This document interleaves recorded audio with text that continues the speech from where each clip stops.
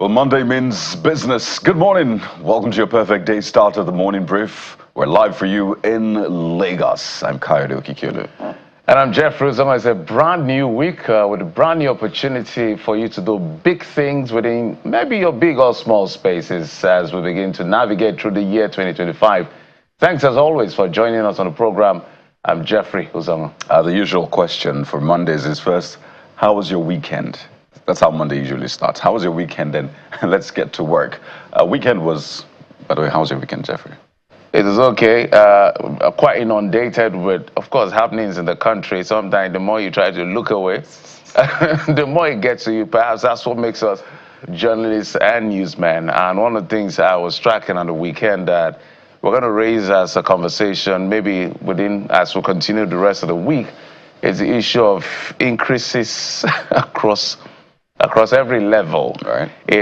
From customs. I really don't know. I think we need to have a special conversation with the customs. Sometimes I feel like customs is not doing the country any good in terms of their service by not coming out to speak on some of the things they do as an agency. I remember when that journalist had done that investigation about some of the mischievous and bad elements in the customs being part of smuggling and all of that. Fisari Shorumbo.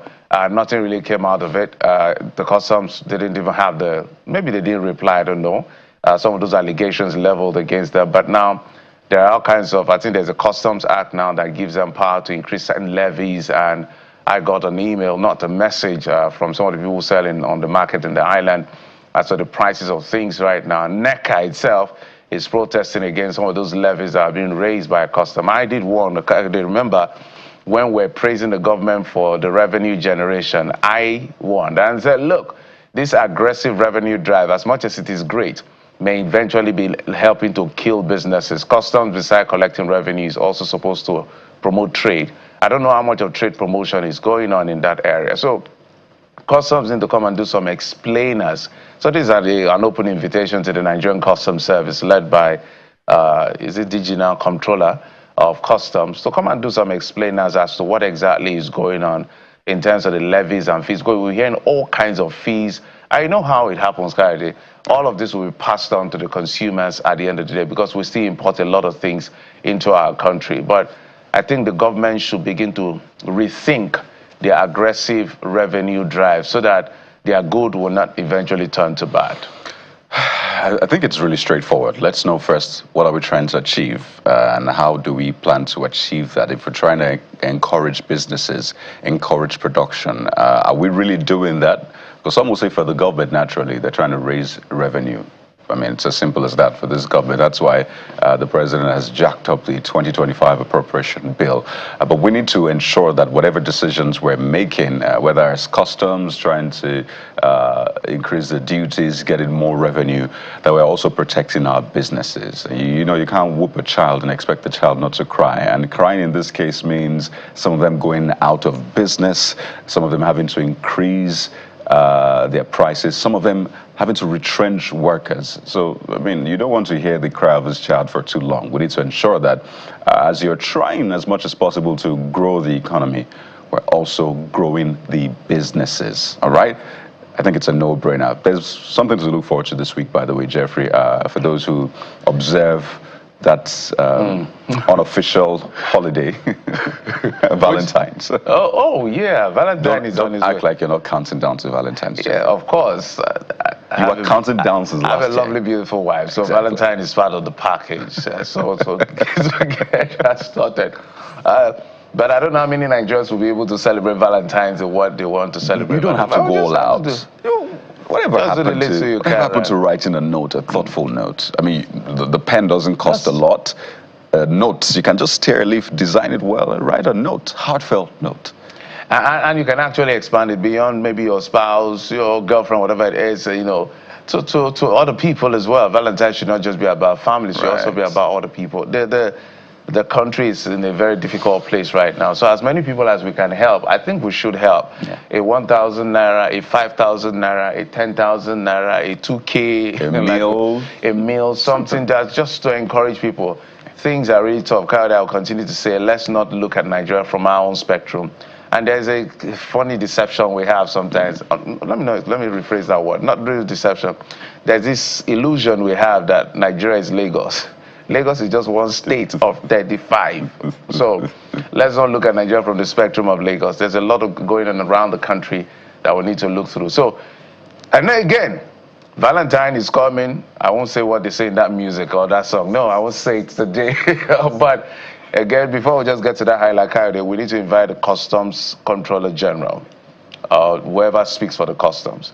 There are too many things going on in the Customs that needs explanation. Yeah. So you guys, you do yourself a little favor and Nigerians a lot of favor and all of us a lot of favor by coming for us to hear your own side of the story. Don't worry.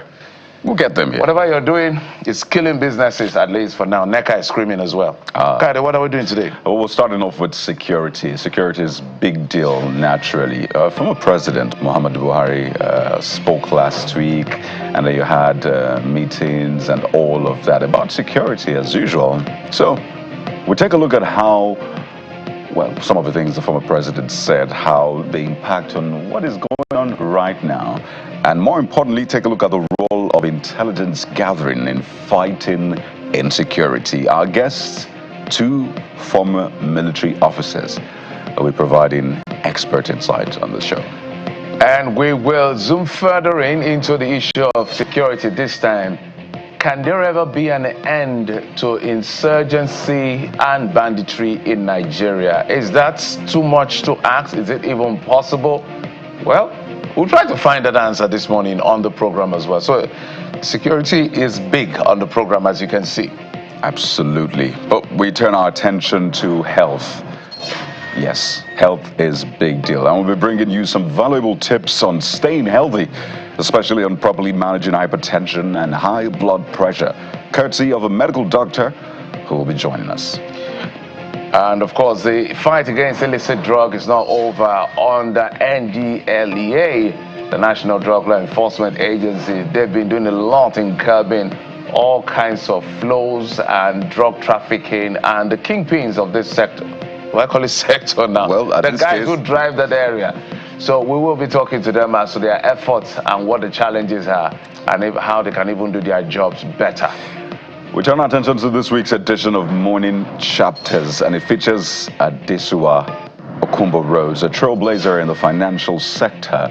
Well, she'll be here to take us through her journey and career spanning almost 2 decades.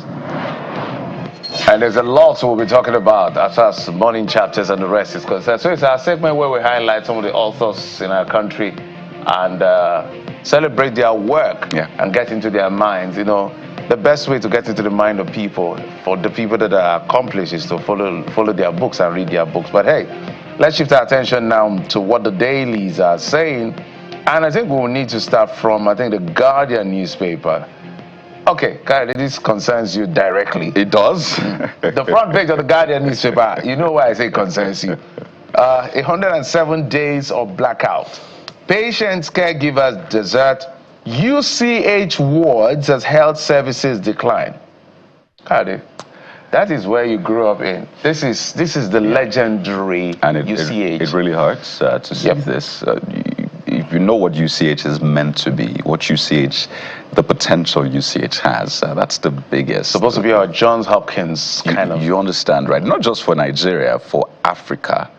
You know, I mean, you walk through UCH and you see all of the structures. You imagine the dream, the vision that was had for this tertiary health institution. It has trained thousands of people doing great things around the world. I mean, people used to hustle just to get a slot in UCH at any level, that is, from the medical to the administrative. UCH was big deal, and seeing all of this happen to that same UCH, it hurts. It definitely hurts. So, as media, we've tried as much as possible. We've covered this from last year when this all started.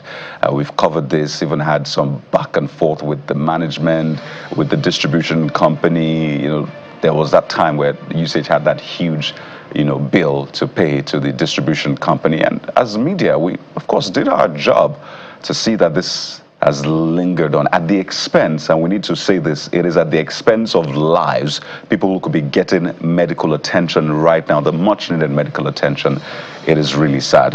Last week, Jeffrey, it was announced that monies will be given to hospitals, I think about 4 across the country, to develop, at least 4 actually, to develop their infrastructure. UCH was conspicuously missing in that. So it begs the question, has UCH been abandoned altogether? What are the administrators in UCH doing? And I'm talking from the CMD all the way down. What are they doing to ensure that UCH does not become a shadow of a past which is already becoming right now? It's very unfortunate that one of the shining lights of our health institutions, that UCH, will be having this. I saw generators being brought by patients right, to the hospital. I think it shouldn't happen. The Honorable Minister of Health, Ali Pate, Professor, I think something has to be done to take this embarrassment away. I don't know what the reasons are. Perhaps UCH will be able to explain, but not being able to pay their bills and all of this, or whatever it is that's responsible for this, is totally unacceptable. This is health facility.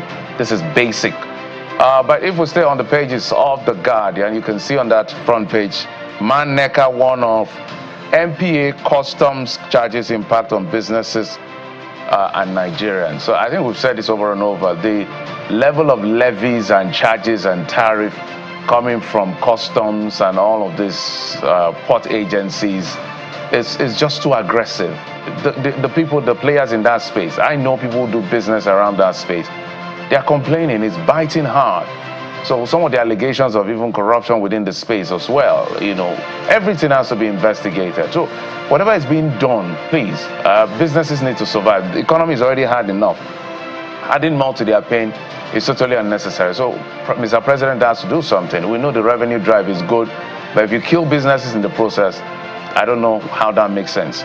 Let's go to Kaide. You have the next one. It's just to say that if you look to the health sector, you see the challenges. You look at businesses, you see the challenges. I think also this is a time we need to, I don't want to say declare a state of emergency, but act in that sense. There is a very present emergency on our hands, and we need to ensure that they are resolved, I should say. This Nigeria is the next, and it focuses on deportation on the front page of This Nigeria. Today, February the 10th, 2025. $20 billion US Nigeria diaspora remittances at risk. Stakeholders warn unemployment may rise with return of illegal immigrants.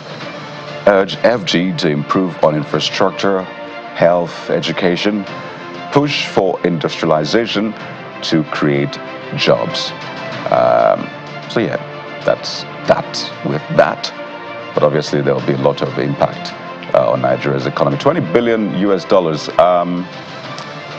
I know some might say this is a selfish way to look at it, right? Like, why is it just the remittance? What about the livelihoods of these people? But clearly, I think what has been said time and again is just clear to everyone. You build your economy, build your country, so you will be the destination for others, and you will not be the exit point for people. It's as simple as that. So that's the front page of This Nigeria. I'll just take one for you, and that's a picture on the front page. It says dignity in labor. What you see on that front page is a very touching picture of a physically challenged person selling pure water on the pedestrian bridge in Abuja, Lupe, Abuja. Jeffrey, look at that. Yeah, so just beautiful to see that despite the challenges he is facing, he's trying to do something. And we'll move on from there to the Blueprint newspaper, where as anti-drug war intensifies, NDLEA falls casual of heroin, NAFDAC seeks death penalty. So we discussed with the NAFDAC DG last week. She was on fire, literally saying she wants death penalty for all these people that manufacture fake drugs. And so a lot of anti-drug war going on, whether it's illicit drugs or literally manufacturing of fake drugs, from the NDLEA to NAFDAC doing their bit to make sure that this is curbed. So that's on the front page of the Blueprint newspaper. We also have the unregistered pilgrims. Saudi Arabia restrict multiple entry visas for Nigeria, 13 others. I think that is clear as it should be. And we also saw on the pages of some of the newspapers as well what happened in Niger State. I don't know what's going on with Niger. The other time I think it was an articulated vehicle, right? Yeah, the tanker. And now this explosion.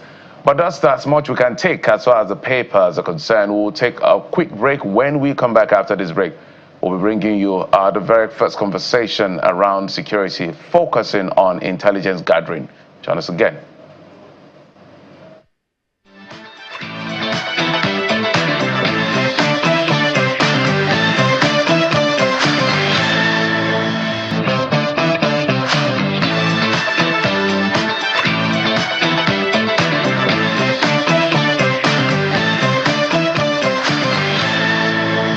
So let's get started with security. It's a topic that has lingered in the nation, and talking since before the previous government. Now the Buhari government came in, the Jonathan government dealt with it, particularly terrorism.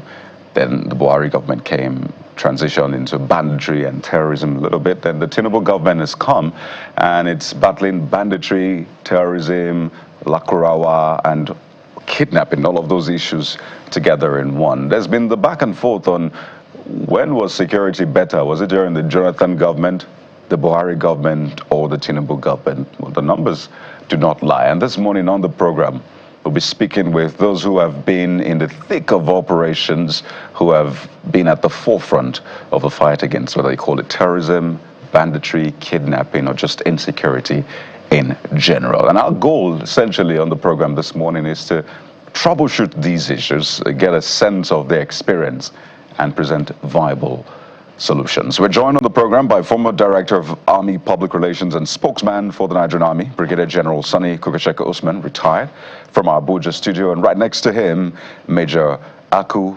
Amberson, retired, former officer in Nigerian Army, public analyst and expert, and post-trauma disorder stress counselor. Good morning and welcome to the Morning Brief. Thank you. Good morning. Good morning. Well, it's good to have you on the show. A lot of people last week saw the news of the former DG of NYC being kidnapped and the eventual ransom being demanded of 250 million naira. And they just thought, not again. I thought we had moved considerably away from that. So naturally, I'll begin with you, Brigadier General Usman. This man is former Brigadier General in the Army as well. And I wonder, when you saw that news, what ran through your mind? I mean, I imagine that it wasn't good. Thank you very much. Actually, it is very, very, very pathetic and quite unfortunate. And it is no question of seeing the news. If you look at where he was kidnapped, Tsiga is in Bakore local government area. And it's just a strong throw to Kuka Sheka in Gangara local government area of Katsina State. So we came from the same area and we are family, friends.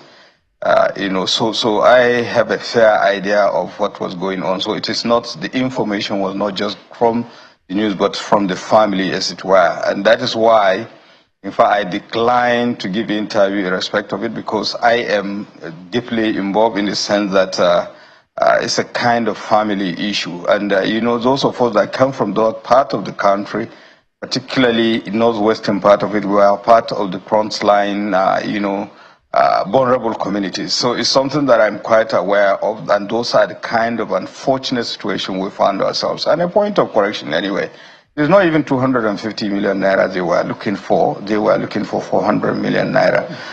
400 million naira. And this is a gentleman who, after meritorious service to the fatherland and rising to even become the Director General of the National Youth Service Corps, went back to his community, giving the best he could in terms of support to the vulnerable among the society and all the rest. And here we are. The person of such caliber will be taken just like a chicken or like a dog. I remember not quite long in my own local government, Kankara local government, one of the best medical doctors Ahmadu Bello University has ever produced, Dandashiri, was shot. Right now he's receiving medication. So these are the kind of things. And we have courageous, committed people. Look at this young man. He has all it takes to Japa, but he decided to stay. Not only to stay in Nigeria, he went back to his community, Kankara, and to give the best he could. And that is the reward he's getting. So these are the realities of times that we are living in, those of us that came from that part of the country. And, but invariably, the good thing is that there is still hope. that these security challenges will be done with. More so that there's a renewed awakening on the part of the security forces. You can see what is happening in terms of targeted operations and all the rest, especially in the northwestern part of the country, particularly in Zamfara State. What is there, I think we need to have more blocking forces and a comprehensive approach to this issue. So much as the security forces are doing what they can, we also need other components of Nigerian society to support, to see that we deal with this issue decisively. What I mean here is that you can see there are diverging voices as to how do we approach the issue. Take, for instance, even among the state governors, some were of the opinion, let there be dialogue and all the rest. And in fact, last week I wrote an article about this issue of dialogue to be or not to be and what sort of circumstances. And I draw our attention to the fact that we need to be very, very careful, because you cannot just wake up overnight simply because you have gone, you kill people, you maim people, and suddenly somebody will just come and say, no, we should forgive you. No. I think there is a need for us to comprehensively look at all this issue, at the same time support our security forces, see how best we can mitigate this, kind of combination between the carrot and stick. I'll come back to you, Brigadier General Usman, but let me come to Major Amberson, because just the brazen nature of this attack on the former DG of the NYC is shocking. I mean, some would tell you that these criminal elements try to avoid ex-servicemen or, ex-service chiefs or security people in general, because they know that if you go for one of them, the whole force will come for you. But what we're seeing now is the brazen manner in which these bandits, call it whatever, have kidnapped him, demanding 400 million naira ransom in an area where you have grades from in the military coming from. And I wonder, is this meant to also further send a message to the government or the security architecture that, hey, we're getting powerful every day and you can't stop us? What we are noticing, what we've seen in Katsina is a failure of intelligence, and government, it's a warning to government that we need to sit up. There should be a need for collaboration with other security agencies. There is a failure completely, if you look at it at the grassroots, where there is straight to a retired military officer is a big problem, a big challenge. And the DG and the Brigadier General kidnap. There are so many officers who don't want to even go back to their local communities just because of this. So the issue of security is multifaceted. It means that there has to be stakeholders meeting regularly, gathering and sharing of the security of intelligence among the local community. That one is very necessary. And then the local community itself needs to beef up its own, have their own security outfit to ensure that they fight and then safeguard life and property. I think the main problem has been the issue of unemployment, and then allowing even the bandits to operate for a long time. No one has gone out to arrest and then prosecute them. I'm thinking that we need special courts to try people like that, just like military courts. You must a 3-month a special court can be set up to try people like that, because it is a continuous thing they are doing, and asking for money means that it is a serious business. They are involved in serious business. That means the military is a big war we're fighting, and military is being stretched somewhere. There's no frontier. There's no frontier. That's why it is not normal war. The military needs more men people to be trained. They need to be armed, especially the Air Force. We need to use technology today. Drones need to be used for rescue and then gathering of intelligence. That is the main thing that we need. The borders are porous. How can we safeguard our borders? How can we take care of people who are unemployed? How can we reduce poverty within the society? So these are areas that, and we need to have cooperation with international communities. When there's information, when there's crisis like this, we need to get countries that will help us if we cannot do everything. But I know Ministry of Defense and the present security architecture is they are up to it, and they can nip everything.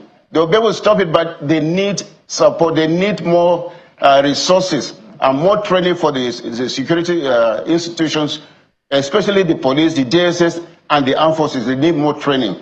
And if that training is provided for them, they should be given equipment. Look at the Air Force. They need good helicopters. I know air assets are very expensive, and that is one thing that we need to ensure that the Air Force. Look at what happened in Israel and Gaza. It's the Air Force that had the whole field there. We need a compact Air Force. If there is a compact Air Force, they will be able to fight all what is happening. But there must be cooperation from the local people, right from the traditional rulers to the local government and then state government. There should be community meeting regularly to ensure that there is sensitization. And then we have to ensure that those who are sponsoring these people, they are identified by the security agencies and punished immediately. General, let's talk about intelligence, which is the core of this conversation. So when I look at what's happening in Goma in eastern DRC, it's been bordered by places like Uganda, Rwanda, somewhere Tanzania around, and what happens with mineral-rich areas is also what you can see in the north. The president at the meeting of African leaders at high intelligence meeting had talked about this as well, that foreign money is involved in some of these things. So in your view and in your books, let's dwell on intelligence. Where are we failing on this? Or you feel that there is institutional complicity, or what exactly is going on that we're not able to minimize these incidents as much as possible? We're losing lives, we're losing resources, we're losing public confidence. Those series of losses is not good for any community and any nation. You are quite right, and it couldn't have been said any better in terms of the impact of the security challenges and the magnitude. And what I want you to understand is that whenever there is complex situation, you know, there is an economic system in the development cycle is called war economy, in which people that benefit from it will do everything possible to continue to exacerbate that issue. Take, for instance, now, in the northwest, particularly northwestern part of the country, initially it was just hardest farmers conflict that was mismanaged and escalated into what we are experiencing in terms of banditry and kidnapping. But to compound it all, the presence of mineral resources, particularly gold, as you know, rates the trajectory of the conflicts. And it is the same thing with what you have in DRC Congo. With all the available resources up to now, that country is not developed simply because there were vested interests that were interested in, you know, exploration of the mineral resources as against the well-being of the human resources. And so what do you do in terms of this? So it is not a question of failure of intelligence, but the long and short of it is that you have to look at each situation in the context of which it happened. Take, for instance, if we go back to the issue at hand that we are talking about, you know, the kidnapping of elder brother General Maharaj Ziga. Now, you look at it, this is no question of failure of intelligence, or so to speak. You see, it's issue of betrayal of trust, in the sense that over time, the perpetrators of this crime and the victims have always been living in peace and harmony. And I don't even agree with the fact that what people were saying, that poverty is an excuse for crime. No.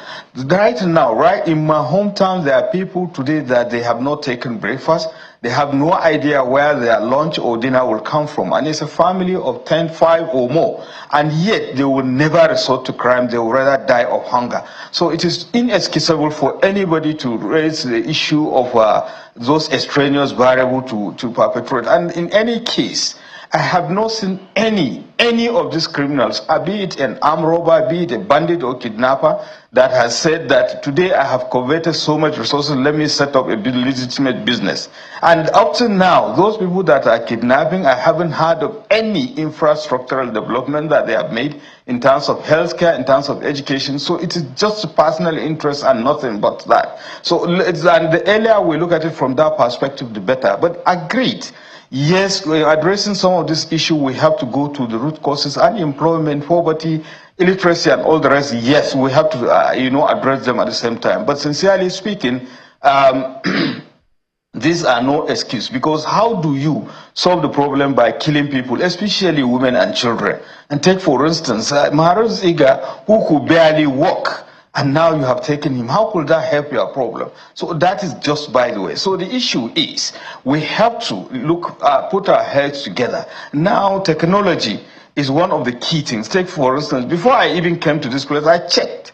And on my way from my residence to this studio, I realized there are over 24 satellites over me. So if there is anything they want to do with me, they can deal with me decisively. So it's just question like he has made mention of the fact that we need to cooperate internationally, you know, because there are certain things that we are lacking in this country. So we have to cooperate to see how best. I can rest assure you, if it is a single individual, once he moves, definitely he will be detected. Talk less of a situation whereby these people that were abducted, they are more than 8. Yesterday, a friend of mine just nearby village was telling me that in fact they kidnapped his younger sister along with her children and 5 others. So only God knows the number of people that were taken. They can easily be detected. That is one. The issue of use of technology. And the other one is the issue of human intelligence. We have to cultivate relationship. You know, the security forces are not magicians. They rely on the information they are given. And that information has to be timely, has to be accurate. But of course, they have particular pattern of, you know, tactics and all the rest. Because part of the grievances, there is issue of allegation of high-handedness. And it's just like the Hausa proverb that if you are given, literally translated, if you are trying to give birds, seeds or whatever it is, food, you don't raise your hand. So you have to evolve a mechanism whereby you cultivate their understanding so that I can give you timely and accurate information. And like I mentioned earlier on, when you are dealing with security challenges, you don't deal with security challenges with a divided house. So there is a need for total mobilization of the Nigerian society, that we look at the security issues from the same prism, that everybody is on the same page so that we understand. And I made reference to the issue of some of the state governors, somewhere for dialogue, somewhere, for the kinetic operation. All perspectives were exactly right. But at the same time, I can understand dialogue will solve the problem, but under certain circumstances, under certain conditions. Now that our security forces are doing the best they could, we need to enhance their capability in terms of equipment, in terms of intelligence, in terms of encouragement in any way we can, so that we can reach a certain point that these guys will succumb and we have the dialogue on our own terms. Nigeria were the leading contributing country. If I may come in, General, just a moment.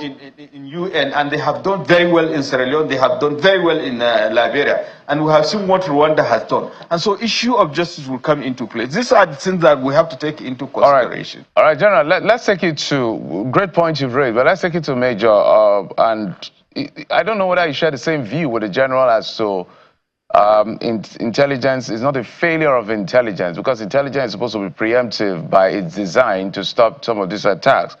But in speaking to that, I would also like you to speak to the issue of community relations, because some of these communities, from what we've heard in terms of nuances, even from the CDS, it appears there's complicity with the bandit and some of these elements, either by choice or by duress, which can affect intelligence and delivery of the kind of service the military is supposed to give to the nation. So how do we navigate that very slippery slope? That slope, what we can do is, community engagement is very important. We should be able to identify some people that we can talk to, and that has to be a regular platform with the chiefs, with the chairman of local government. Ensure that once in a while you hold stakeholders meeting so that they air their views. They know those who are visitors within their local community. We need police, local police, community policing, and that is very important. They can help in terms of gathering intelligence. I still insist that there is failure in intelligence. What we need is, there is need for capacity building, improve training for the security agencies, especially in intelligence and sharing of the intelligence. There should be synergy between all of them. And then we have to ensure that soft target, how do we protect soft target? People are out there doing their farming and they are not secured. So we're heading towards there's going to be food security. There's insecurity, there's going to be crisis in terms of food. And that is exactly what we're going through. People should be able to give information. Their saboteurs are quite agreed within the local communities. They know that if you look at the belt from Zamfara to Katsina. There is gold, like what the general mentioned. There is gold. There is solid mineral resources in Nigeria, and that's why so many countries, maybe foreign countries, sponsors are fully involved. I'm sure that they don't want a stable country like Nigeria. If Nigeria is stable, all these things will just come out easy. But the moment there is instability in the country, investment will be difficult. People will not like to invest in Nigeria. But with the politics today, we expect a proactive government, a transformational leader like what we have today. We need, once in a while, there should be engagement with the community. There should be engagement with those we know that can actually help at the grassroots. We also need partners, foreign partners who can help in terms of funding these activities for the military. We need more equipment for the military. We need the media to support. If the media reports well, without overblowing some of the things, part of the issue is solved. The whole thing raised with the media, and then social media is another area that we need to counter their propaganda. A lot of them go out. The terrorists use social media to destroy our country through negative reportage, and that is what we need to do. We need to see how we can have an edge over there in terms of propaganda, in terms of information sharing within all the local communities and all the states and the stakeholders. That is exactly what I think we should be doing. Ensure that people have information at their fingertips to know when they can report. And in terms of intelligence gathering, every person in Nigeria is involved. We should be able to report to government immediately when we notice anything that is ugly. And that is my take on the whole on that issue. Oh, thank you. Major Osman, perhaps you, Brigadier General Osman, pardon me, perhaps you want to speak to some of the points raised. There's a very present challenge now we're faced with getting the former NYC DG back. And I wonder for you, when things like this happen, from your experience, what are the conversations that happen within the security agencies, either military or police, such that maybe you look at the incident and say, oh, this is where we had our shortcomings. So moving forward, this is what we're going to fix, perhaps with intelligence gathering, with our operations. Do those conversations happen? If they happen, why does it look like we don't get incremental improvement in securing those areas? It means that there is failure within the security agencies. It means there is no serious cooperation within them. If there is serious cooperation, all this wouldn't have happened. Pardon me, that's for Brigadier General Usman. Yeah, thank you once again. The thing is that it's something that everybody is concerned. And honestly, I must tell you that I'm very, very much impressed with the reaction of the security forces and various other individuals that are so concerned about the well-being and the safety of the general and all those abducted along with him. And I am so sure that, quite sure, of the concerted efforts being done to ensure that he is returned back to his family. It's a delicate balancing and between the security forces and other people that are trying to see how best they can secure his release. And this is to tell you how much goodwill the general has generated and of course the concern. And honestly, I must thank each and everyone in this effort, and we hope and pray that their efforts will yield the desired result. And going back to the issue that you are talking about, we look at it, basically, I like to situate any issue in the context of which it operates.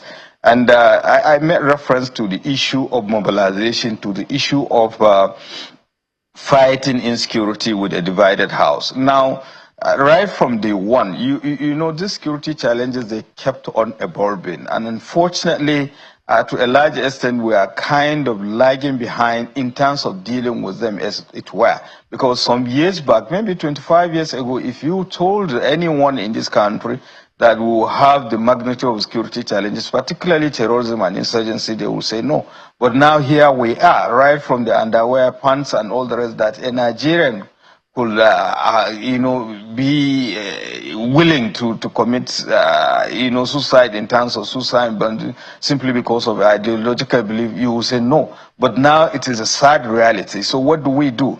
The issue is, first and foremost, we have to understand and dissect the problem and look at it. And what are the best practices? And in this case, I would like to also commend the security forces. And because people or other countries with all the sophistication, the technology, and faced with similar security challenges, they were not able to fare better given the timeline that Nigeria was able to. And here I'm talking about insurgency as manifested by the activities of the Boko Haram. Colombia, for instance, has been fighting the facts for 58 years before they came to conclusion, a kind of negotiation. So here we are, in less than 15 years, we are able to deal with Boko Haram. You know it and I know it, even though you are in Lagos. Here in Abuja, you cannot move more than 1 kilometer without one checkpoint or the other. In fact, even if you are going to buy, even if it is medication, you are afraid whether you will not come back alive. We know that symbols of democracy were desecrated. But the security forces and the government was able to rise to the occasion. Today, Boko Haram is not only is no longer in the northwest, so to speak, in that magnitude as it were, or northeast, but is consigned to Borno and Yobe, eventually Borno, even at the fringes of Sambisa. Right. So this is something that, what are those things that we have been doing very well that we should encounter, and we don't relapse. The thing is that both the bandits and the terrorists, they are resilient. They don't give up because to them that is what they know. So what do? So you be ahead of game. And take, for instance, now, so much as we improve the capacity of our security forces, because bulk of the security challenges that we have in this country, we neglected our policing system. Indeed. And because if you look at it from 1999 to date, how much have you invested in the policing system to catch up with the 21st century? So much as you are dealing with security challenges, you also continue to build up structures that will... important points you made, particularly with the police, and that's why I mentioned the police earlier on. But we really have to anchor at this point. Clearly not the end of a conversation. And some will refer to the recent attacks we've seen from Boko Haram, ISWAP, particularly in northeast Nigeria. But we have to thank you so much for shedding light on these issues, and we hope for the very best with the former DG of the NYSC. We've been speaking with Brigadier General Sonny Osman, retired former Director of Army Public Relations and spokesman of the Nigerian Army, as well as former officer in the Nigerian Army, public analyst, Major Ako Amboson, retired. Thank you so much for your time on the program. Thank you so much. Thank you so much. So we're staying with the issue of security. We'll call it insecurity, what have you. And this time we're touching on the operational issues. That's in a moment. Please stay with us.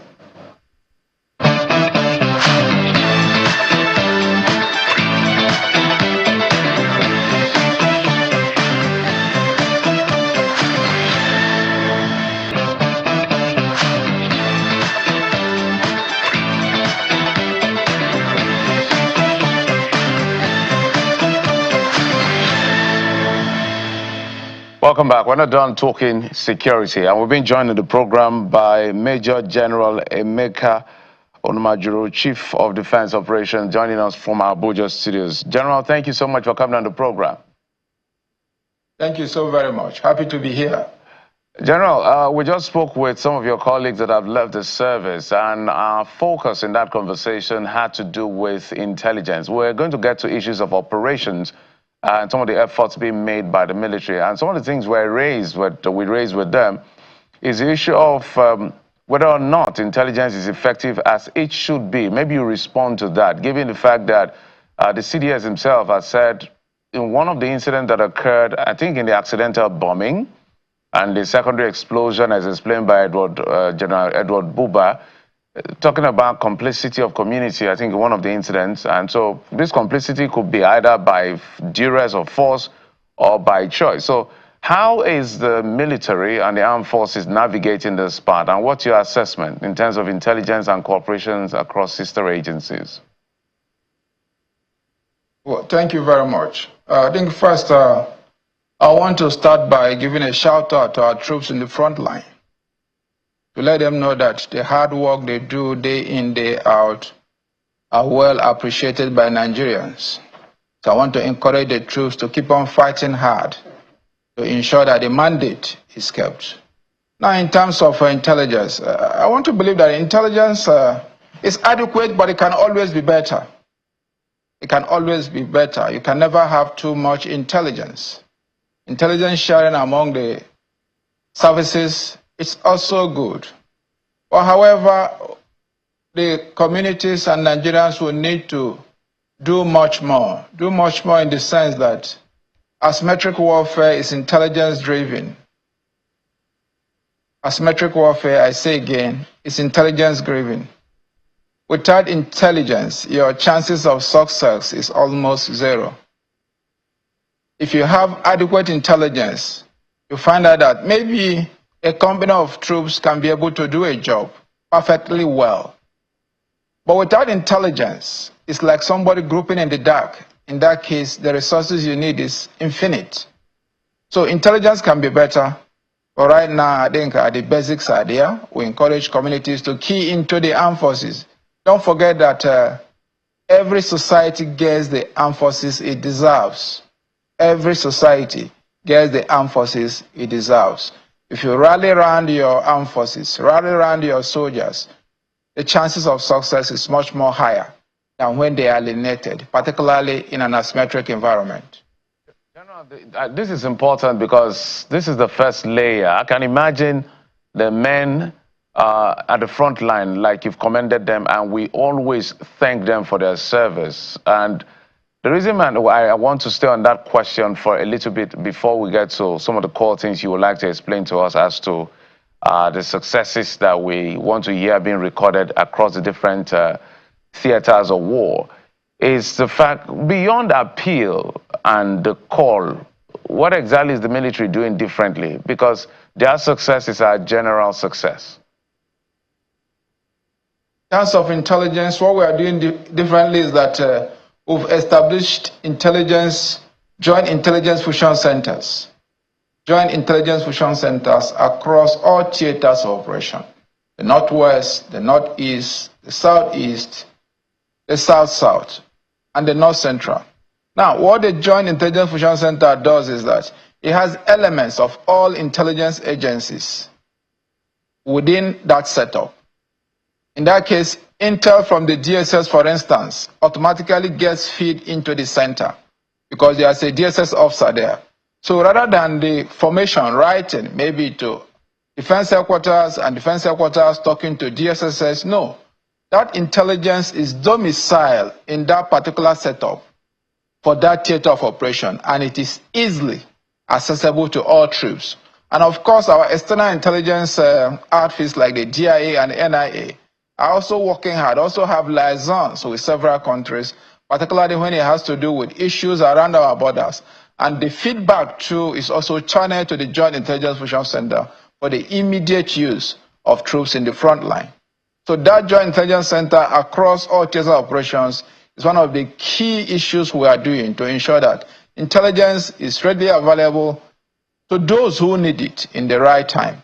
Thank you. You obviously do a lot of work, both the men on the field in the theater and those providing support and direction. And I think that should not be in contention. But just how well these activities are yielding the desired results for Nigerians, particularly those who are affected by insecurity, banditry, terrorism, and the rest, is now where the issue is. And I want to refer to what former President Muhammadu Buhari said last week. And he said only Nigerians in the corridor of power will understand the administrative challenges confronting the country. And he essentially stressed that the nation's leaders are always faced with bottlenecks in implementing policies and programs. Do you agree with that? And what are the bottlenecks you face in implementing some of your policies, some of your plans? Because I want to imagine that the military has great plans. You want to go there and just end insecurity. But he says that you're always faced with bottlenecks. So do you agree? And if that is the case, what are these bottlenecks? So we'll lay the cards on the table. I think for the military, it's quite a bit different. Because the military is an organization that have rules and procedures. And those rules and procedures have been rehearsed and followed over time, particularly in terms of combat, in terms of being in combat. When it concerns other administrative issues, maybe like housing for troops,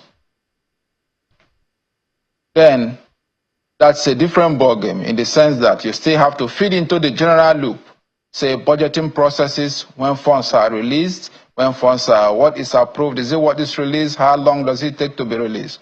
But when it comes to combat, in terms of equipment procurement, there's a little bit of delay, but I want to believe that the system is functioning. Of course, you can never rule away bureaucracy. You can't rule away bureaucracy, it is there. But then we'll try to make the best out of it by ensuring that materials, equipments get to the troops in the front line as soon as possible.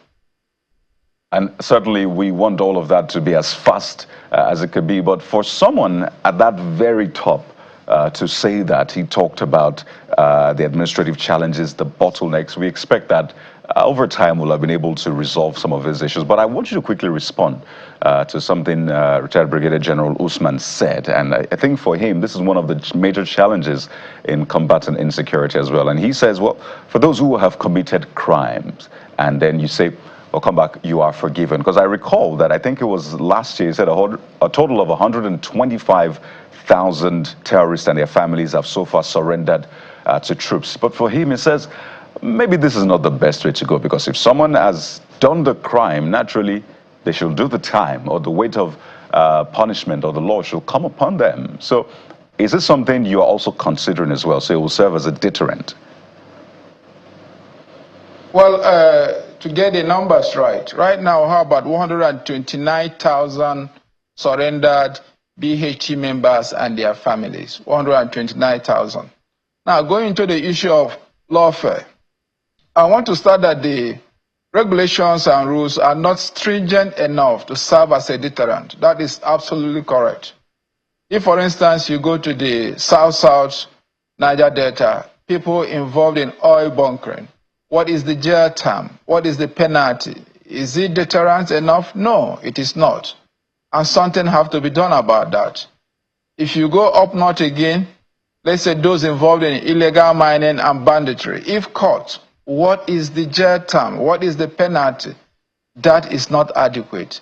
And for you to fight terrorism, the legal issues are a key part to success.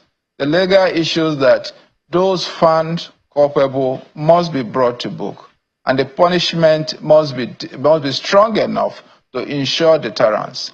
Now, going to those that have surrendered, you see, we are also a professional army, and when you are in combat, if an opponent surrenders, then that is it. You take him in.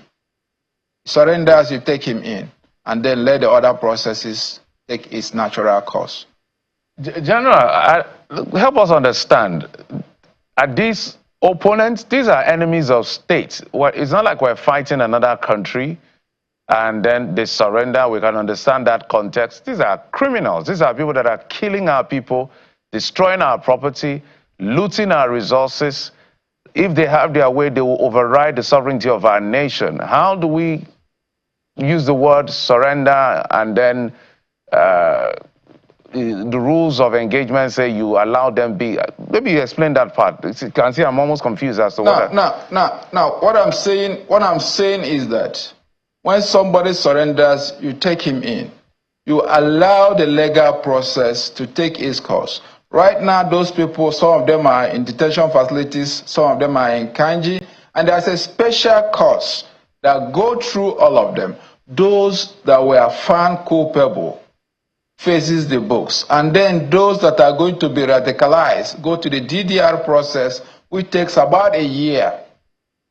After that DDR process, they are reinserted back because they have been sufficiently de-radicalized to their local communities to bring closures.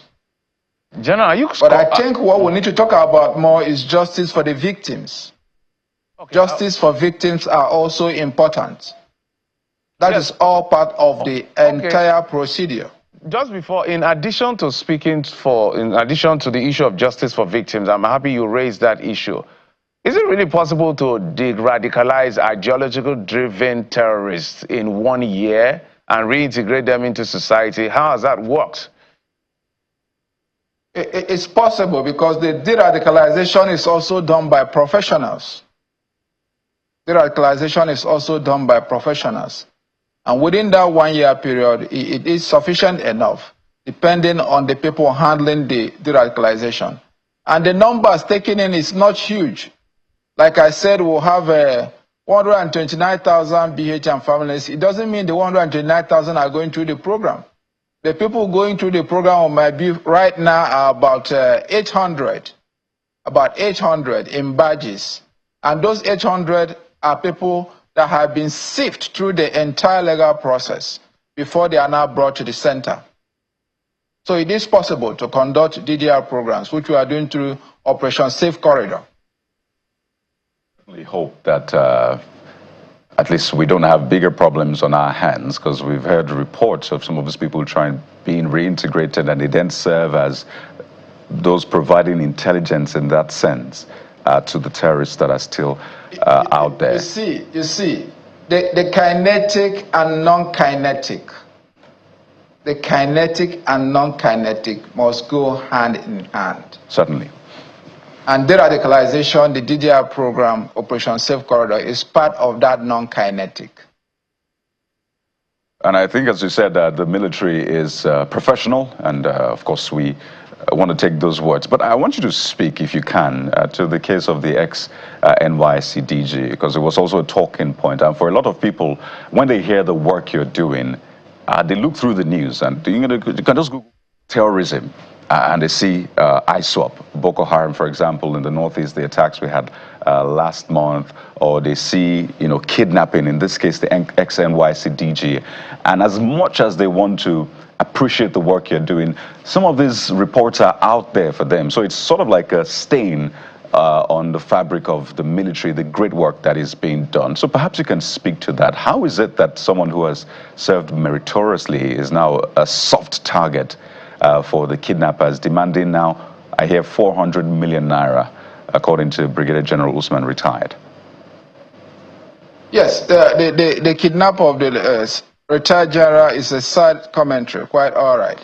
But then it does not in any way, quote me, it does not in any way undermine the huge successes that have been recorded across the countries.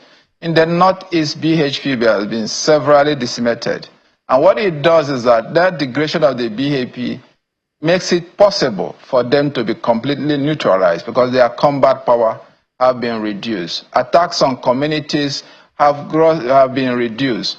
New roads have been opened, markets have been opened, life has picked up in Borno. I don't know when last you visited Maiduguri. You find out that Maiduguri as it is like almost any other city in the country, with activities functioning, children in school and all that. If you go to the Northwest, the same thing. Northwest have recorded tremendous success since Operation Fasanyama was established just about 3 months back. Before now, you used to have a lot of attacks on the Zaria-Gusau road, but that has gone. Right. Key bandit leadership, Sububu and the rest have been decimated. All right. So life is gradually returning and stabilized in the Northwest. You go to the Southeast, the same thing. So the extent of the progress is nationwide. It's nationwide and can never be undermined by a single incident. By the way, when you have asymmetric conflicts, the kind we have, you find out that there is always one single incident, even in well-developed and secure societies like the U.S. You hear of attacks, mass shooting once in a while. It does happen, but General, it doesn't undermine the level of security that have been achieved. All right, General, we're totally out of time. Just before we go, just a quick one we need to mention, but in 30 seconds, the issue of justice for victims. Yes, justice for victims is important for full closure. I want to believe that is very important, and I'm sure those concerned the legal system will keep on working on that. I brought it up because we are talking about the de-radicalization program, and I wanted to emphasize that the de-radicalization program is part of the non-kinetics, and you can never win asymmetric warfare solely on the kinetic aspects. It's a question of using a whole of society approach. making sure that you bring full closure to it. And countries that have been able to make progress adopted the whole of society approach.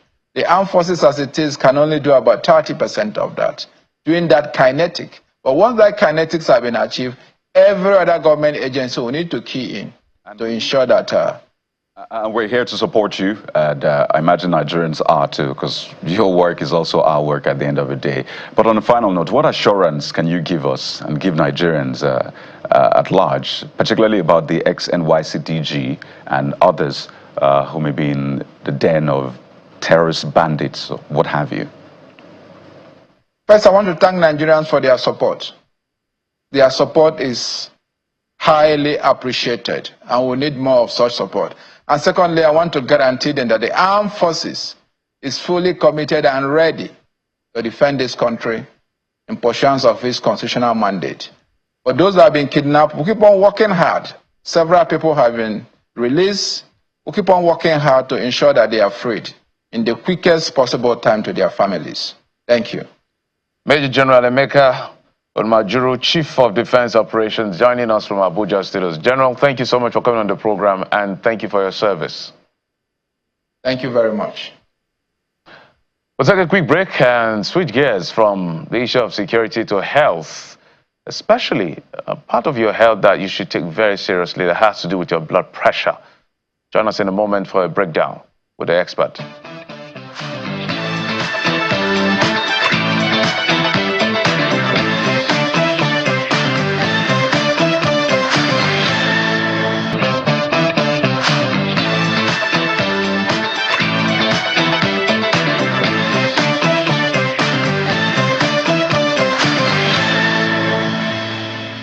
Or something that stares us in the face every day, either directly or indirectly. And we're talking about blood pressure, hypertension, how to manage this. And this is one conversation you do not want to miss on the show this morning. It looks like life just gets so busy that we sometimes forget to pay attention to our health. So on the show, we thought, hey, let us bring it to you if you are not paying attention to it. And we have joining us a PR of Association of Public Health Physicians of Nigeria, Lagos branch, resident doctor at Lagos University Teaching Hospital, Dr. Lillian Ajayi. Good morning. Hey, welcome to the Morning Brief.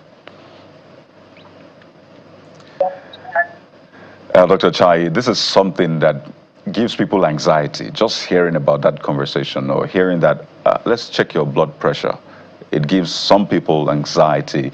And we want to find a way to present the right information to people about their lifestyle, how to manage these issues, and if they can actually surmount this challenge altogether. And that's why we're having this conversation with you. But just perhaps the worry that I've been seeing now, particularly for young people, is the prevalence of high blood pressure amongst people less than 30. And I've been looking at the data and I'm thinking, what exactly is going on? Maybe we can start off from there, because there was a time people had thought, well, it's something for the older ones. Okay, once you're above 50, 60, then you have to be concerned. But what's going on with young people, Dr. Chai? Yes, okay, thank you for that. So normally we know that hypertension is a chronic condition that is characterized by persistently elevated blood pressure. So when a person's blood pressure is above 140/90, we can say that, okay, this person is hypertensive, especially if there's been two or more readings on different occasions of these elevations.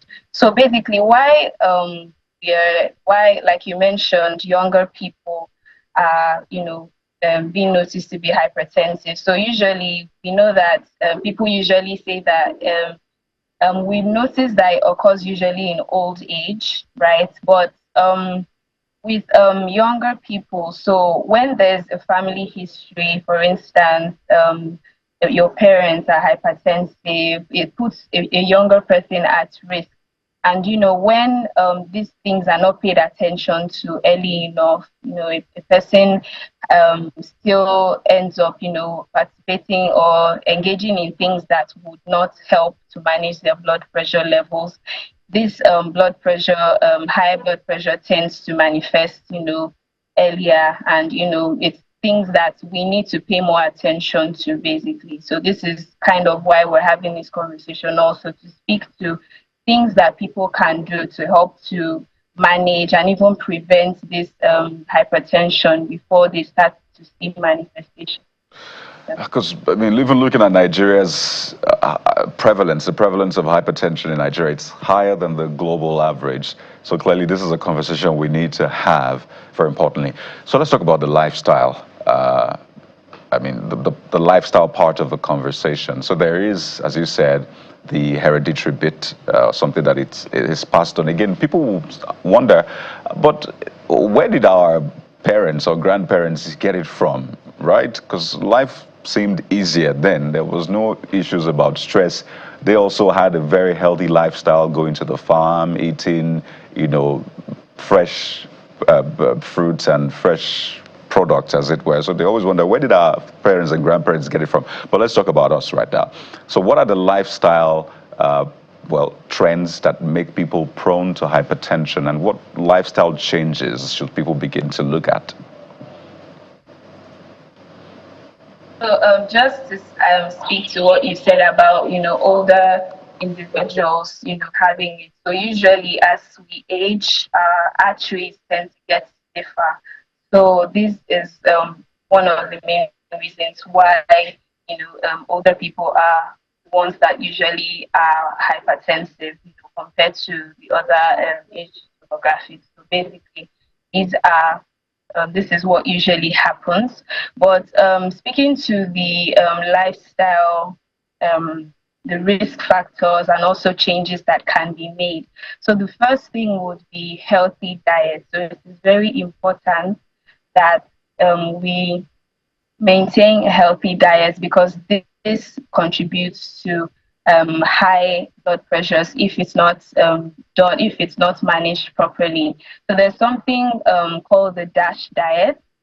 It's an acronym for Dietary Approach to Stop Hypertension. So basically, some researchers came together and they noticed that people that followed more plant-based diets were noticed to have lower blood pressures compared to other people. And so this is basically what the DASH diet is about, focusing on fruits, vegetables, lean protein, chicken, fish, and eggs, and things like that. So this is basically saying that for us to have a healthy diet, we must incorporate fruits, vegetables into our diet.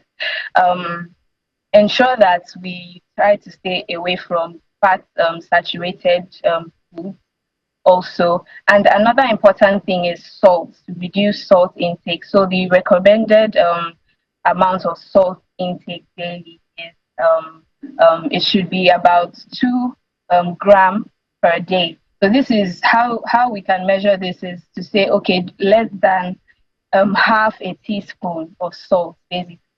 So this is the recommended daily amount of salt that we should have, okay, because higher levels of daily salt intake has been linked to, this hypertension, heart conditions, and other things coming up. So healthy diet is the first thing that we should pay attention to. Second would be regular exercise. So exercise is very important. Some people could think that, okay, because they go through physical, some form of, I would say it's stress, basically. So having to go to work and, physical stress is not the same as exercise. So exercise is intentional, you have to plan for it. It's structured and it's controlled. So basically you're doing it with the intention to achieve fitness and health. So it's important. So if we can do at least 30 minutes for most days in a week, if you can do 30 minutes, 5 days a week, that is going to be very, very beneficial to individuals to achieve good health. And these things are not even just good for hypertension alone. They also help to improve general health outcomes. So that's the second. The third would be to manage stress. Stress management, very, very important. So this is Lagos, Nigeria. A lot of people have to work. It's completely impossible to eliminate stress, but we have to find ways to manage, stress. We can take time out to have some deep breathing exercises, meditations, yoga. We could go online to check for these exercises. We can just sit at home and practice and do some of them. So finding time to relax, to de-stress is also very important. Very and important, sleep, yeah.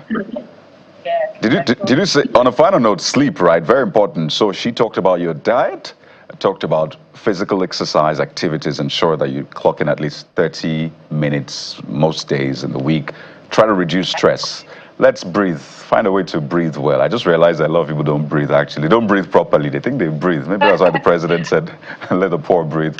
But Dr. Ochai, we have to thank you so much for reminding us yet again what really matters if we want to live healthy lives. So we're speaking with Dr. Lillian Ochai, resident doctor at LUTH and PRO, Association of Public Health Physicians of Nigeria, Lagos branch. Thank you so much once again. Well, we've just talked about medicine and, the good part of the drugs, right? Prescription drugs and the rest. But we're talking about the bad part of it and what is being done to fight drug abuse, proliferation of harmful drugs in the country. Jeffrey, you have this one. Okay, I think you were taking on. Okay, from the good drugs, from the good drugs, as we said, to the bad one that people like our guests are chasing every other day to make sure that they sanitize the system. Mr. Femi Babafemi, spokesperson of the National Drug Law Enforcement Agency, NDLEA, is standing by via Zoom from Abuja to speak to us. Mr. Babafemi, thank you so much for coming on the program. Thank you. Good morning. It's always my pleasure coming here. So, Mr. Babafemi, we've talked about the good ones. Let's now talk about the ones you don't want to see and you've been chasing, as I said, from the very start. Maybe you begin to walk us through some of the successes you've recorded. And I just remember something before you came on to, I know the General Marwa had mentioned at some point before the election that politicians or people vying for political office should be subjected to drug tests. So be sure that we have people that have correct sense coming into managing our Commonwealth. How has that fared?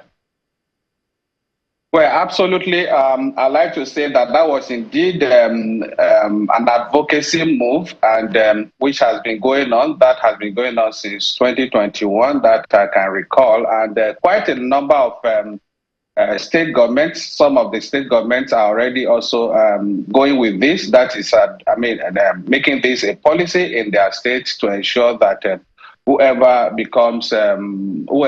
goes for an elective position or whoever is appointed into the state government is, undergoes a drug test, and that's going around because, like I said, it's an advocacy move. It's not a law. So all we can do is to encourage the various stakeholders to buy into this, and then that is going on not only at the level of politics or at the level of those seeking for employment, but then also at the level of our young ones, those going into tertiary institutions, so that they can also undergo this. And we're also glad that indeed this is going around the country, going around quite a lot of institutions. We have also seen these institutions, both private and public, also making this a policy. All of this is to drive down the demand for substances, illicit substances, by our young people, and in other areas, those prospective couples. Also, this we're also pushing, and we're seeing quite a number. A number of some of our religious institutions and traditional institutions also buying into this and implementing this. All right, Mr. Femi. We're going to come in a moment to some of the big seizures you've made, but allow me to stay on this particular issue. It's worrying or concerning and almost unbelievable to feel that with all the successes you recorded as an agency, because we follow your story literally every Sunday, you report these things and we see the numbers, quite impressive numbers, and as far as this leadership of the NDLEA is concerned, how come we haven't seen any politicians? Is it that politicians don't do drugs in Nigeria? Maybe you are looking at a different direction, but indeed, quite a number of people. As at in the last 4 years, I can tell you that from our records, we've had about 65 barons, including former public office holders who had been arrested and prosecuted and have been convicted. That I can tell you without necessarily mentioning anybody's name to stigmatize them. But that indeed, right there in Lagos, I can mention at least some people that have been prosecuted, some people that had held offices, maybe at the level of the local government chairmanship position or something like that. But then I'm sure it's something you can recall. And even as we speak, we still have quite a number of high-profile persons who are undergoing prosecution at the moment. So it may be a case of what you are looking for as against what the reality is. That is, but then the law does not respect anybody. As long as we have information, we have evidence on you, we'll definitely move in and do the needful. All right. I want you to explain to us the scale of the level of drug trafficking that we're dealing with in Nigeria. Because when we see these numbers, sometimes we just get, oh, NDLEA has seized, NDLEA has done this every other day. What is the scale of the industry we're dealing with? Because I remember that Festus Keyamo, the Honorable Minister for Aviation and Aerospace Development, had mentioned that private aircraft are used for both money laundering and even drug trafficking. What is the scale and what's the agency doing to scale it down? Well, first, we're driving the enforcement aspect of our responsibilities, that the drug supply reduction, and that's why you see the agency making huge seizures and arrests at various border points, either at the airport, at the seaport, or even the land borders. And that's why you see, because the NDLEA has really metamorphosed into a world-class institution. With all our operations intelligence-led, so we have we work with quite a lot of our international partners, share intelligence, and even conduct joint operations, including our local stakeholders as well. So indeed, I'll tell you that in the last 4 years, I can recall, we've had more than 57,000 arrests. These are human beings, not chickens, not insects, so that's huge. And then beyond that, again, when you talk of seizures, we've had more than almost 10 million kilograms of assorted illicit drugs seized across all of these layers that we're referring to, meaning that just imagine a fraction of that of that figure had escaped into our communities, into our country, what impact that will have on our security and on the public health. So we have, with all of these things, we're working to ensure that we scale them down, and that's why we're making huge arrests and seizures every day across the country. And that goes also to show that apart from the supply reduction, we're also working very well on the demand reduction, because again, if there is no demand, there won't be supply. So that's why we're also ensuring that through our War Against Drug Abuse Social Advocacy Initiative, mobilizing everybody to buy and take ownership of the fight against substance abuse. We're raising awareness across all levels, across the country, whether to the schools. Yeah, sorry, Mr. Femi, I just wanted to, as we begin to wind down, what do you do with the seized drugs? They are all destroyed, publicly destroyed. I mean, these are things that are done in the public layer. We invite the media houses, we invite traditional rulers, we invite civil society organizations, including our international partners, to witness these things, and they are done publicly. They are actually destroyed based on the court order. When the agency seizes these drugs, we go through the legal processes, get appropriate the right court orders, and then we gather them together in a remote location and set fire on them. And that's why you've seen the chairman, you would have heard the chairman of the agency, Jeremiah, often say that they go up in flames, meaning that we don't do any other thing with them other than to set them up, set them ablaze, so that the people who have lost them will see them, that their investments are going to have been converted into smoke. All right. In other words, people have they have said sometimes NDLEA officials find a way to get these things back on the market, major accusations. So that's just to speak directly. That's absolutely possible. Yeah, that's absolutely just to speak directly to that. But quickly, as we wind down, how is it that someone ingests wraps of cocaine? Just a recent one you released, dozens of wraps. Do you do maybe psych eval for them afterwards just to understand? Because even to swallow one full eba is tough. But someone... Not to talk of 81, 100, and 100. Sometimes it's unbelievable, Mr. Babafemi. So when you ask them, absolutely, what do they speak to? We're totally out of time, but I just wanted you to answer that.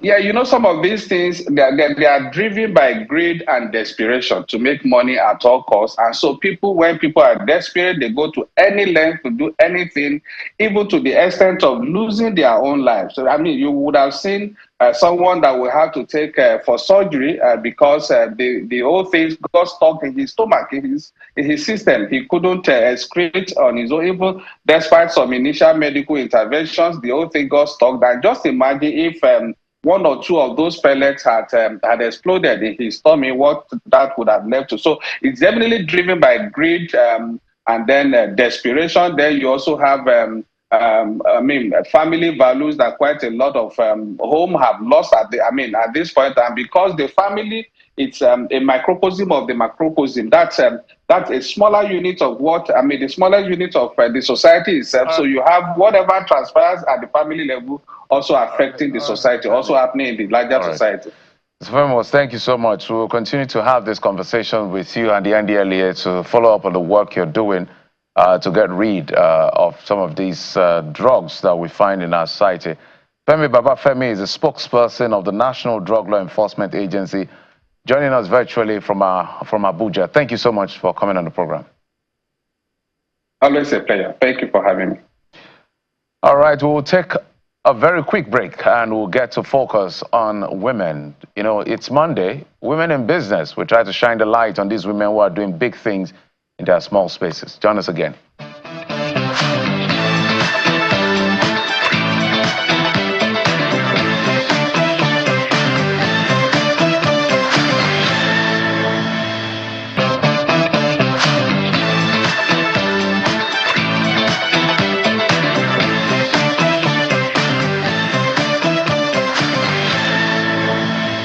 Adesua Okumbo Rhodes joins us on the program this morning. She is the founder and CEO, Arua Capital Management. Good morning, Adesua.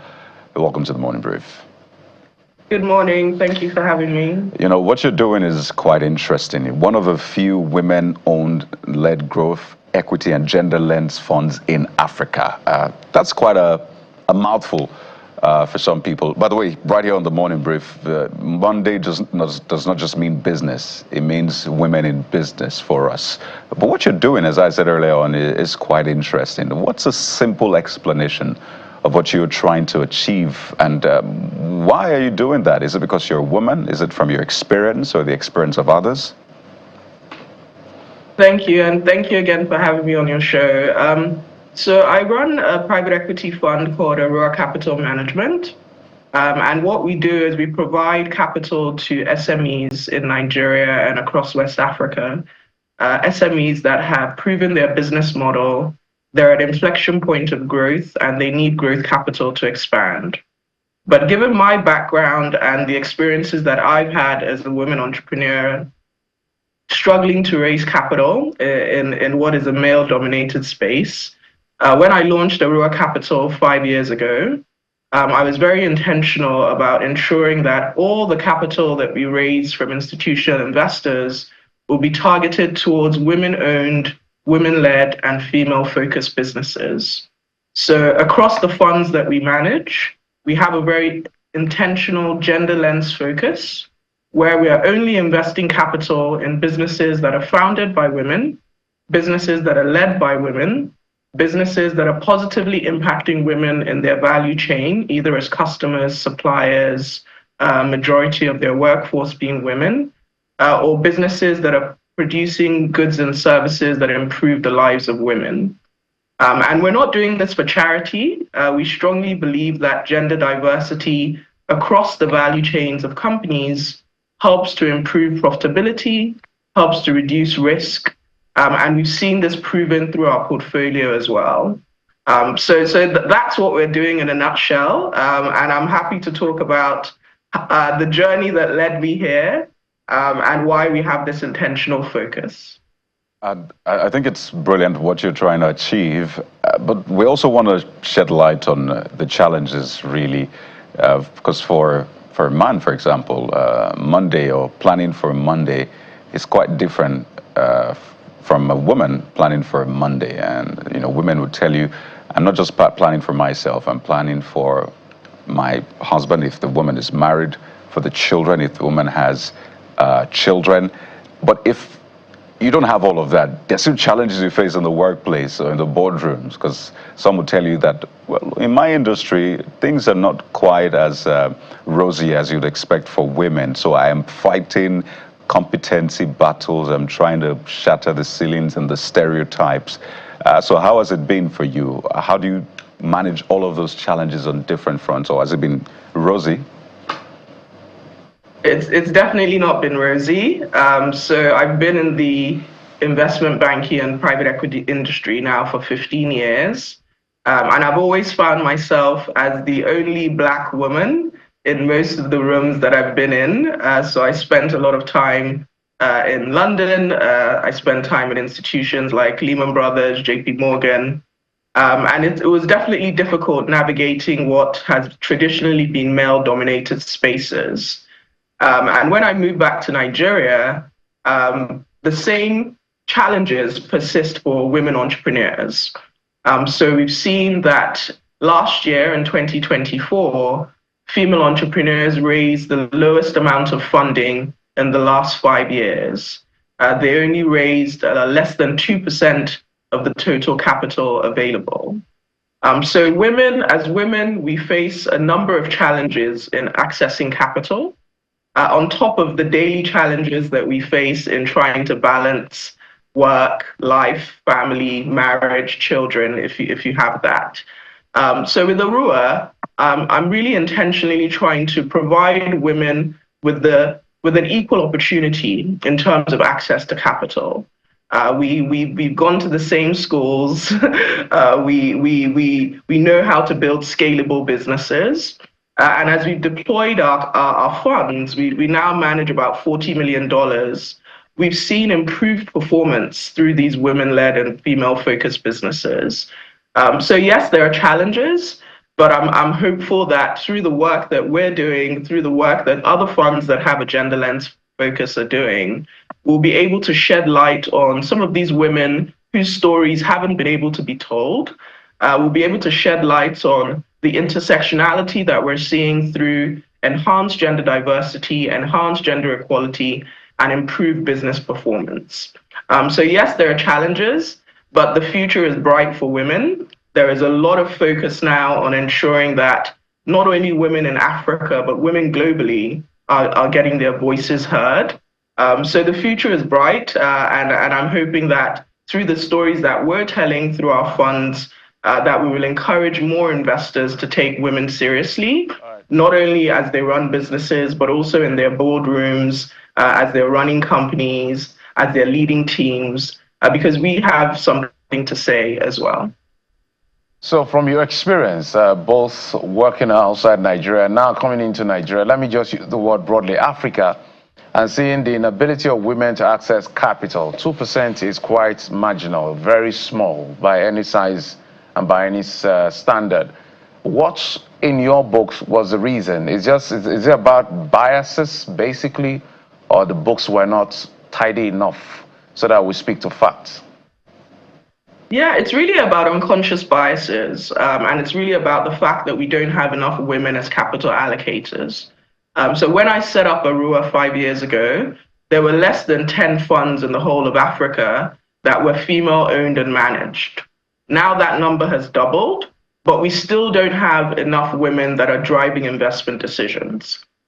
We've seen that there is unconscious bias in predominantly male-led organizations, where if you're a female entrepreneur and you're entering into a room to pitch and you have 5 men in front of you, the studies show that they're typically asking preventative questions rather than promotion questions. So a man in that same room will be asked how he intends to grow his business over the next 5 years. A woman in that same room will be asked how she intends not to lose customers in the next 5 years. So one of the challenges has been unconscious bias, and a major reason for that is because we haven't had women in those rooms who are driving investment decisions, who are making the capital allocation decisions. So that was really one of the main reasons that I set up Aurora Capital, so that we can have more female capital allocators, because the research shows that once you have more women allocating capital, there's a natural trickle down to women in our portfolio. We're 3 times more likely to invest in female CEOs, and we're 2 times more likely to invest in companies that are run by women.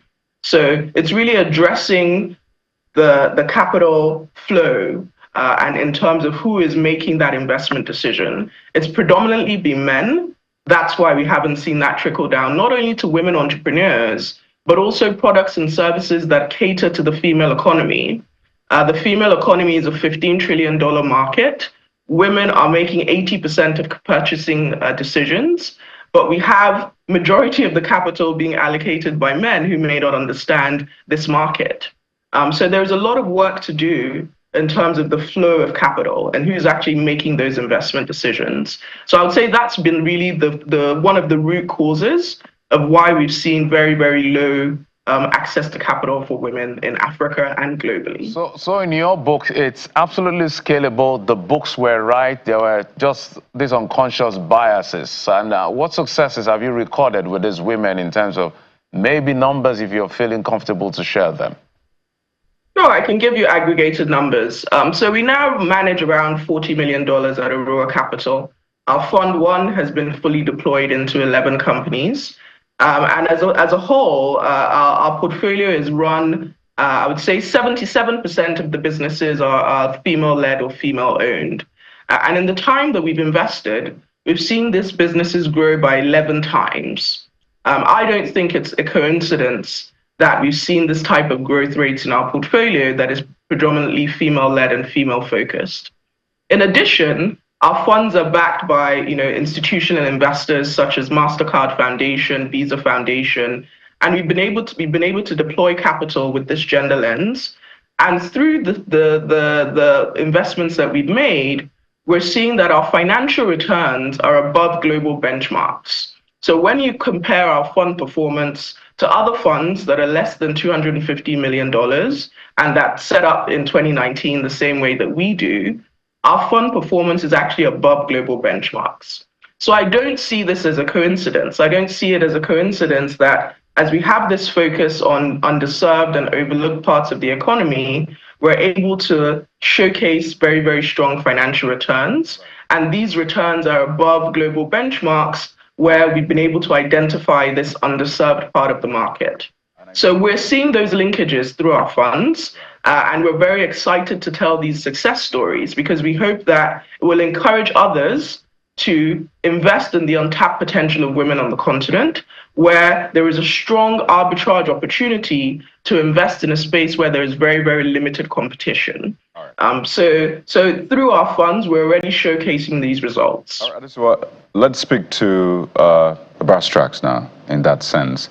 And imagine that you have your eyes on the MSME sector, but some will say we're missing out on the nanos as well. So there's the micro, and then there's even what is smaller than micro, which is nano.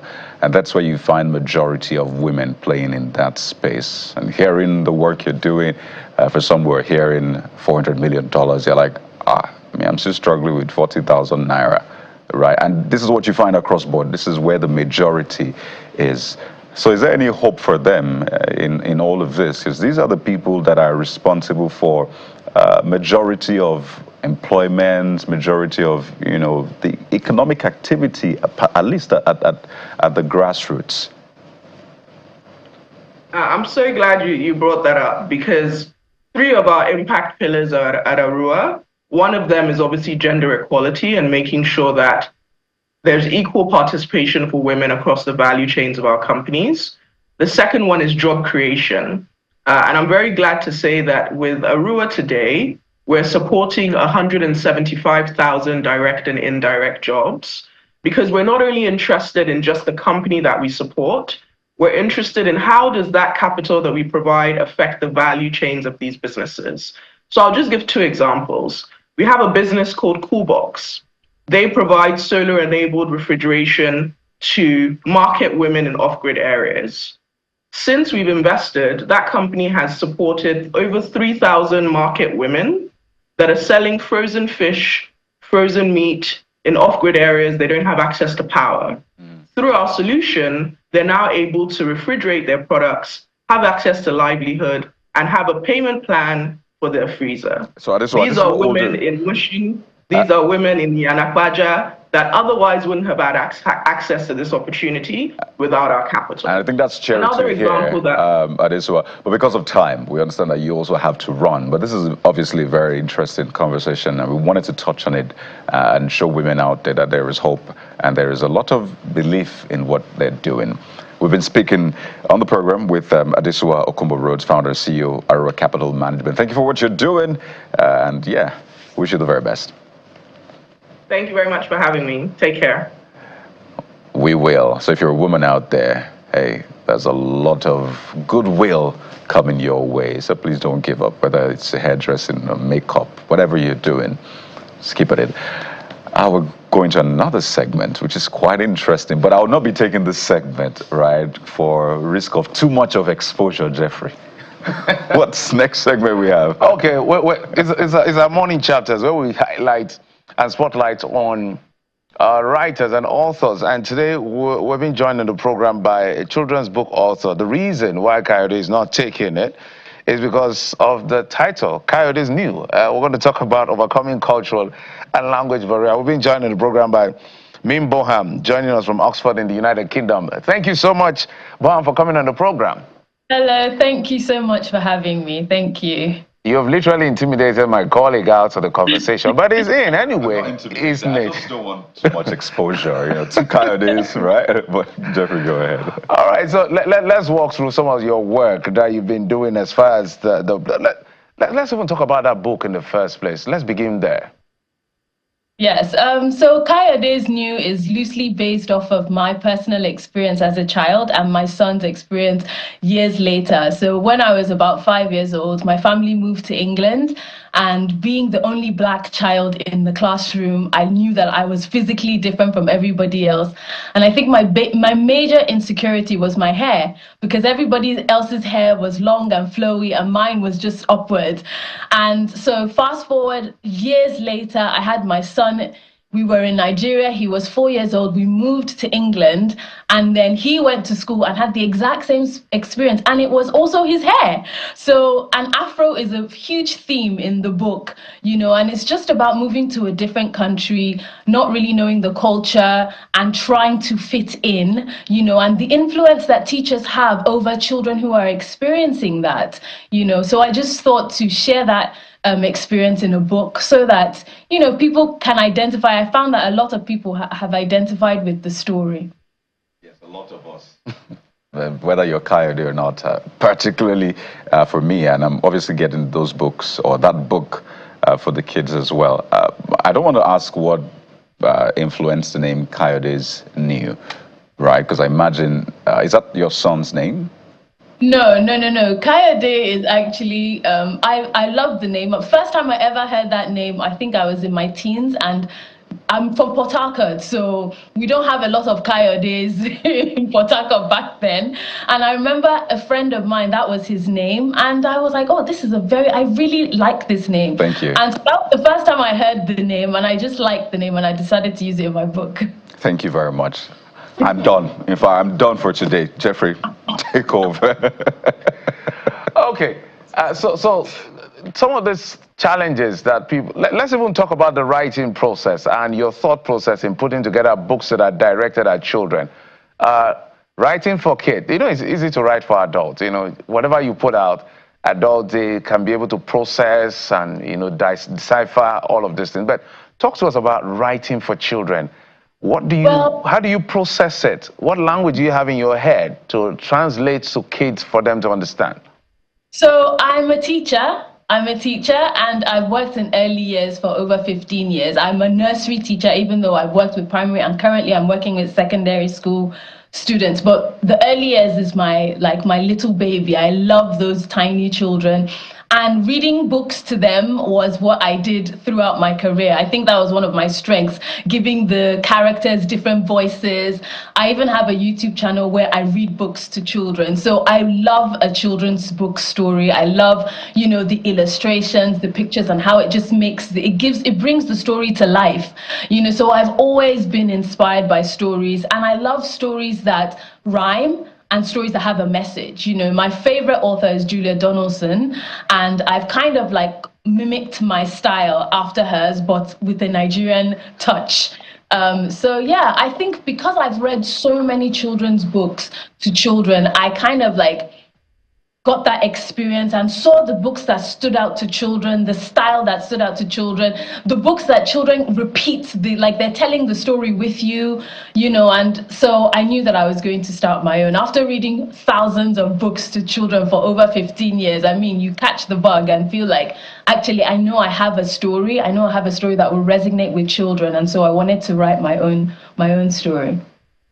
And the children know you as Miss Mems, am I correct? Yes, they know me as Miss Mems, yes. Oh, beautiful, because I imagine some mistakenly call you Mim because of your name. Yeah. Just Miss Mems is more appropriate.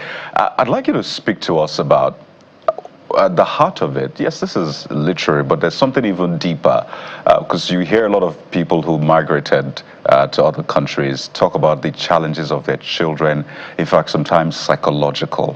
Right, and then they begin to hear this child has ADHD, and you're like, no, it's probably this child just trying to, settle into this new environment, this new context, and things are escalated, start getting prescriptions, and you're like, this never happened to me while I was back in Nigeria. So you're touching a very important issue, and I wonder if for you, it also goes beyond literary work. Are you trying to also uncover some of these issues and find ways to help children psychologically deal with different environment, different contexts? Is that something you're also exploring? Because this is big. Yes, definitely. That's part of what my business does.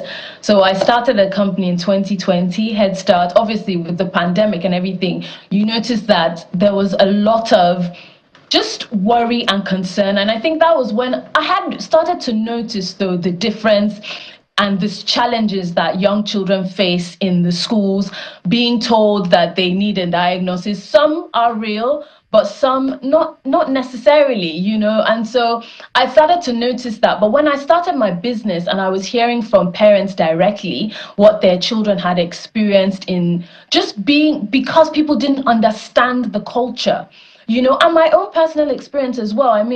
In my son's, when he moved, he was with me in nursery. But as soon as he went to primary, they started to say, oh, can you check his ears? He's really loud. And I just wanted to tell them, I'm Nigerian. We are loud. He doesn't need to check his ears. It's a cultural thing, but obviously they don't know these things. And so I started hearing similar stories. He can't sit still. He can't do this. I'm like, they don't understand the culture. And if they did understand the culture, if they just spent a day in a Nigerian's house, they would get it, And yeah, so working in education, you can see that unconscious bias, they don't know. They don't understand the culture. They don't really do the learning or the research to understand. And so you get a lot of misdiagnosis, to be completely honest. And a lot of labeling behavior, but it's just that this is a cultural thing, It's quite frustrating, to be honest, because there's not enough of us. There's not enough teachers that look like me. Where I live in Oxford, I've been in the first school I worked in, there was only 3 Black teachers in the whole school. The second school, I was the only Black teacher. Currently, I'm the only Black teacher. It's just normal, for me here. Just a moment. So someone would expect that with a number of Nigerians in the UK, I know we have more Indians and maybe Pakistani, like I talk of Africans, Nigerians. Some of these things should have been sorted. Is it institutionally just deliberately, I'm looking for the right word now, being evasive to what the reality is, or just generally they are ignorant of how we operate? As you say, we're quite loud. I think that they care, to be quite frank. You've come to their country, so it's not really it's just now that, diversity and everything is being spoken about, that people, and they see black as black. So for instance, someone will ask me, oh, do you know, they'll be talking about something quite, for instance, skiing. I'm Nigerian. I don't like cold. Skiing would not be my first choice of holiday, but you have someone having a conversation and they're saying, oh, would you be interested in a ski trip? And I'm like, you know nothing about me. Like, you know nothing about me. You know nothing about my culture. And this is what we get. They just assume that we're all the same. We all think the same. Okay, maybe you just eat something different. But, there's not that interest. And why would there be? They just don't have the interest, and so that's part of the reason why. I'm wondering to myself, you say we should go skiing. I said, let's eat okra soup. So let's start from I just check out the different Coyote. Absolutely. Come on. I love the way you're turning the lemons into lemonade and making it pleasurable for others. Thank you so much. I'm tempted to ask you to read a page from Coyote's New. Not because I'm Coyote, not just because I love your work. And I want people to just hear that I'm open to a page in the book. So do you want to read for us, or should I read it? Sure, of course. I'd love for you to read just a page for us, because I know you read for children. So we're going into our children element now. I want to hear any of the pages. Miss Mems, read for us. Okay, all right, I'll read this one, because I think this is one of my favorite. It says, at first, it was hard for Kay to adjust. So Coyote is K for short. Of course. At first, it was hard for Kay to adjust. New language, new teachers. He made such a fuss. They could not understand him, and neither he them. So he stayed on his own and didn't make any friends. Oh, beautiful. If I was a child, I'd like to listen to you. Trust me. If I was a child, I would listen to you all day. I'm sure many people... like you're sedative for them to just go to sleep, like literally. Beautiful. We'd like to have you back as you continue to do this great work. And please continue to write. And we'll do our very best to support. Thank you so much for the work you do. Please, when they say you should go skiing, tell them, let them come to Lagos. Let's show them how to drive in traffic. Let's just show them a bit of who we are. Our elements could also be global, not theirs forcing it on us. But once, thank you so much. Mem Boham, known as Ms. Mems, children's book author, joining us from Oxford in the United Kingdom. Thank you for your service. Thank you for your work. Thank you so much for having me. Thank you. Absolutely.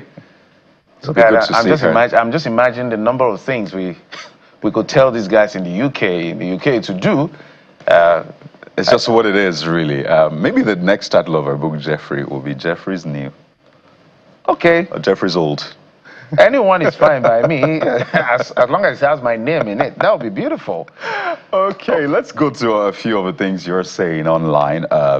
Quite a number of issues making the trends, and that sad one, the gas explosion, Sabon, Wuse, Tafa local government area of Niger State. And as you said earlier on, Jeffrey, the last time we had was a tanker fire, and then a gas explosion destroying several vehicles, shops, foodstuff, leaving business owners counting their losses. And people have been speaking on this one. First off is Oye John Coyote saying, any time I think of the other side of cooking gas use, I always praise our ancestors' use of firewood and charcoal.